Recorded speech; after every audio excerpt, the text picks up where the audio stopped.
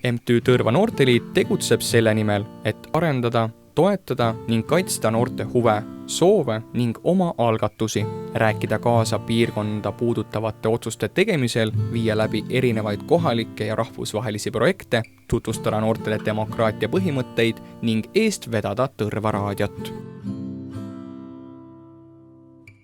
Eelmine aasta jaanuaris-veebruaris kirjutasime projekti Kodanikuühiskonna Sihtkapitali, oli Vabaühenduste Arenguhüppe voor selline ja siis Tõrva Noorteliiduga kirjutasime, et soovime arendada siis oma noori, oma liikmeid. Ja see kõik arendamine toimub siis läbi Tõrva raadio eestvedamise. Kuna meil on tegemist Noorteliiduga, siis ennekõike ühised huvid on meil noorte arvamuse edastamine, noorte omaosaluse kasvatamine, et noored oleks linnas ja piirkonnas tunnustatud, mitte ainult siin, vaid küll maakonna üle Eesti. Esiteks me teeme seda kõik noorte jaoks, et noored saaksid ennast arendada, saaksid oma oskusi, teadmisi proovile panna, saaksid uusi oskusi, teadmisi ja teiseks on see muidugi ka kogukonna jaoks, et kogukonnal tekiks mingi uus väärtus.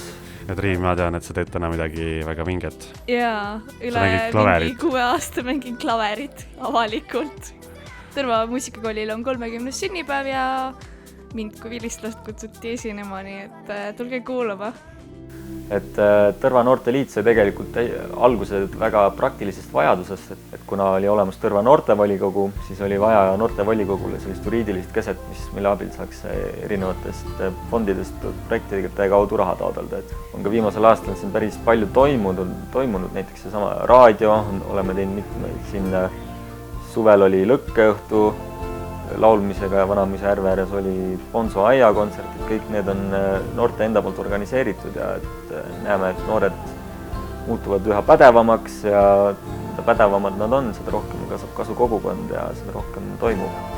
Just sellist konkreetset ei ole, et midagi seda tahame teha, vaid lihtsalt üldine, et kõik, mis me teeme, et teeks seda hästi ja et me ei teeks seda lihtsalt tegemise pärast, vaid et sellest oleks kasu siin ja tunneksime ennekõike noored ise rõõmu ja teiseks ka tunneks kõik linnaelanikud rõõmu.